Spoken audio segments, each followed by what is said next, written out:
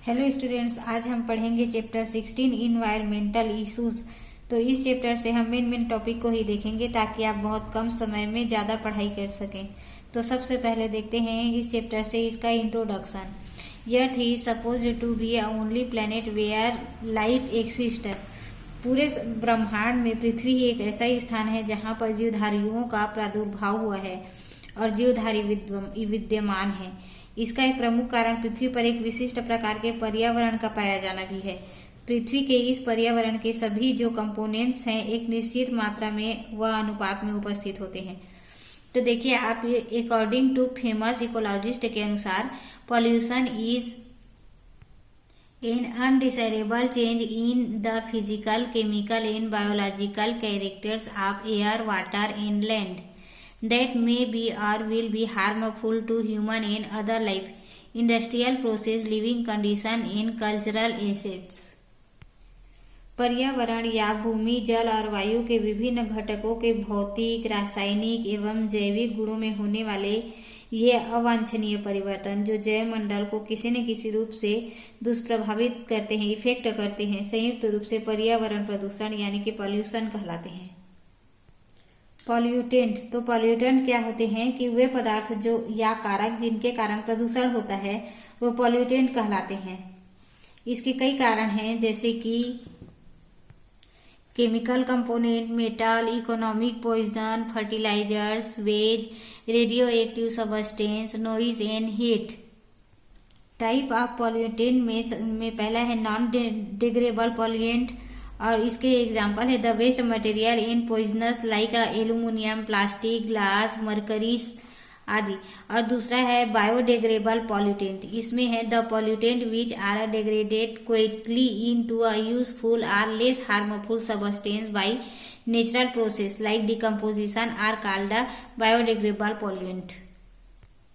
ये वे प्रदूषक होते हैं जिसका अपघटन सूक्ष्म जीवों द्वारा सरल और अहानिकारक या कम हानिकारक पदार्थों में किया जाता है। और जो दूसरा है नॉन बायोडिग्रेडेबल पॉल्यूएंट, वे प्रदूषक होते हैं जिनका सूक्ष्म जीवों द्वारा अपघटन तथा सरलीकरण नहीं किया जा सकता, जिनका बहुत ही कम अपघटन होता है। Air pollution, the atmosphere exists around the earth's surface. It contains many gases, some of which are essential for organisms inhabiting the earth. The atmosphere for protective covering around the earth's surface. पृथ्वी के चारों ओर वायुमंडल उपस्थित है। यह जीवधारियों के लिए आवश्यक गैसों का प्रमुख स्रोत होता है तथा यह पृथ्वी का रक्षक यानी कि आवरण भी बनाता है। और इसके कई भाग हैं जैसे कि क्षोभ मंडल यानी कि ट्रोपोस्फीयर, स्ट्रेटोस्फीयर, आयनोस्फीयर, एक्सोस्फीयर। यहाँ पर बुक में पॉल्यूशन के स्रोत के बारे में बताया है। तो जो नेचुरल सोर्स है उसमें ज्वालामुखी का फटना, जंगल में आग लगना तथा परागकण, कृषकों के जो बीजाणु होते हैं तथा डस्ट यानी धूल मिट्टी वगैरह होते हैं। और जो मेन होते हैं उसमें औद्योगिकरण सबसे प्रमुख होता है यानी कि industrial pollutant. Automobile pollution, nuclear test, use of aerosol मतलब कि जो नाभिकीय परीक्षण होता है, जीवाश्म होता है तथा जो पीड़क नाशक होता है यानी कि पेस्टिसाइड और वीडिसाइड होता है, ये सब वायु प्रदूषण के लिए बहुत ही जिम्मेदार होते हैं। Major air pollutant and their effect. The air pollutant can be categories into two group, gas and solid particle. तो जो गैस होते हैं उसमें ईंधन, कोयला, पेट्रोल, डीजल आदि जलने से जो पैदा होता है और धूम्रपान यानी स्मोकिंग से भी CO2 गैस पैदा होती है। यह परिसंचरण तंत्र को बहुत अधिक प्रभावित करती है। यह ब्लड के हीमोग्लोबिन से संयुक्त होकर उसकी ऑक्सीजन संवहन क्षमता को भी कम कर देती है। जो सल्फर डाइऑक्साइड होते हैं ये जैव अपघटन, ज्वालामुखियों की सक्रियता, सल्फाइड युक्त खनिजों के जलाने या गलाने, सल्फर युक्त जीवाश्म ईंधनों के जलाने तथा कल कारखानों के धुआं से वायुमंडल में मिल जाती है। Hydrogen sulphide H2S gas. This gas gives smell of decayed eggs. It is released due to a combustion of sulfur-containing ores. It causes leaf drop in a plant. It means to cause eye irritation, vitamin etc. इस gas से सड़े गले अंडे जैसी गंध आती है। यह गैस सल्फाइड युक्त खनिजों के जलाने से बहुत अधिक मात्रा में निकलती है। इसके कारण पौधों में पतझड़ तथा जंतुओं की आंख में जलन, गले में खराश एवं उल्टी वगैरह होने की शिकायत होती है। तथा कार्बन डाइऑक्साइड गैस जल में घुलनशील होती है, जो कि प्राकृतिक रूप से पौधों एवं जंतुओं में श्वसन क्रिया में उत्पन्न होती है, जबकि कृत्रिम रूप से CO2 गैस जीवाश्म ईंधन यानी कि फॉसिल फ्यूल के जलने के कारण उत्पन्न होती है। पर्यावरण में CO2 की सांद्रता में वृद्धि होने से वायुमंडल के तापक्रम में वृद्धि हो जाती है। यह गैस वातावरण में जो ग्रीन हाउस इफेक्ट होता है वो उत्पन्न करती है, जिसके कारण वायुमंडलीय तापक्रम वृद्धि हो जाती है। तथा जो नेक्स्ट है नाइट्रोजन ऑक्साइड, यह वायुमंडल में लगभग 78.84 उपस्थित होती है।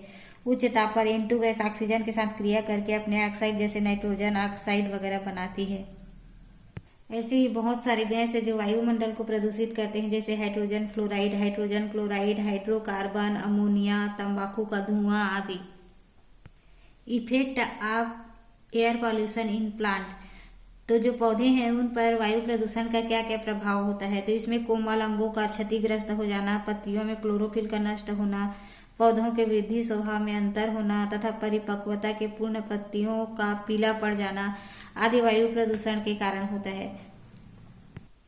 Effect of air pollution in human being, इंसानों पर वायु प्रदूषण का प्रभाव यह होता है कि ओजोन की उपस्थिति के कारण श्वास नलिका की म्यूकस झिल्ली सूख जाती है, छाती में दर्द होता है, सर भी दर्द होता है, आंखों की रोशनी कम हो जाती है तथा N2 के ऑक्साइड से हृदय रोग, श्वसन तंत्र के रोग तथा आंखों में जलन पैदा करते हैं। हवा में उपस्थित परागकण तथा फंगस स्पोर्स एलर्जी पैदा करते हैं। इसी तरह के कई बीमारियां हैं जो एयर पॉल्यूशन की वजह से इंसानों को झेलना पड़ता है। Control of air pollution, air pollution को कैसे कंट्रोल किया जा सकता है। तो industrial smoke must filtrate before releasing into the atmosphere. Chimney is a industry should be the raised in the so that smoke and particulate matter are thought high and are carry by wind for a disposal. जो कारखाने होते हैं उनकी चिमनियों में धुएं को कम तथा शुद्ध करने के लिए एक विशेष प्रकार का जो प्यूरिफिकेशन होता है उस संयंत्र को लगाना चाहिए। छोटे तथा बड़े सभी कल कारखानों में नगरों से बहुत दूर स्थापित करना चाहिए। वनों की कटाई को रोककर वृक्षारोपण करना चाहिए। कारखानों में कार्यरत कर्मचारियों को समय समय पर स्वास्थ्य परीक्षण कराना चाहिए। ऐसे ही बहुत से तरीके हैं जिसे हम वायु प्रदूषण को नियंत्रित कर सकते हैं। नेक्स्ट टॉपिक है water pollution. Water is life, it is being put of the विविध use of us like drinking, cooking, washing, bathing, disposal of sewage, irrigation, generation, electricity in power plant, manufacturing of different industrial product. जल प्रकृति में सबसे अधिक मात्रा में पाया जाने वाला पदार्थ है। यह जीवों की कोशिकाओं को सर्वाधिक मात्रा में पाया जाने वाला कंपोनेंट होता है, जिसके बिना जीवन संभव नहीं होता है। जल प्रदूषण के कई प्रकार हैं, जैसे कि टाइप ऑफ वाटर पॉल्यूशन। जो जल का भौतिक प्रदूषण होता है यानी फिजिकल पॉल्यूशन ऑफ वाटर, ऐसा प्रदूषण जिसके कारण जल के भौतिक गुण जैसे कि उसका रंग, गंध, घनत्व, स्वाद जो है वो भौतिक रूप से परिवर्तित हो जाता है, इसे जल का भौतिक प्रदूषण कहते हैं। और जो केमिकल प्रदूषण है उसमें जो केमिकल प्रदूषण होता है इसमें इस प्रकार के प्रदूषण के फलस्वरूप जल के रासायनिक गुण जैसे कि अम्लीयता यानी एसिडिटी, उसमें घुलित ऑक्सीजन जो होता है वो अन्य गैसों की मात्रा में परिवर्तित हो जाता है। जल का जैविक प्रदूषण यानी कि biological pollution of water. This type water pollution is a mainly caused by addition of excretory material. इसमें क्या होता है, जैसे मनुष्य, पालतू एवं जंगली जानवरों के द्वारा उत्सर्जित पदार्थों के कारण होता है। जो जल प्रदूषण है उसका कारण है sewage of domestic waste, domestic detergents, industrial influence, agricultural waste आदि हैं जो जल प्रदूषण के कारक होते हैं। एग्रोकेमिकल एंड देयर इफेक्ट, मतलब कि कृषि रसायन और उसके प्रभाव। भारतवर्ष में हरित क्रांति आने के पश्चात फसलों का उत्पादन बढ़ाने हेतु अत्यधिक मात्रा में फर्टिलाइजर्स का और जो पेस्टिसाइड है उसका उपयोग किया जाता है, जो हमारे लिए बहुत ही हानिकारक होता है।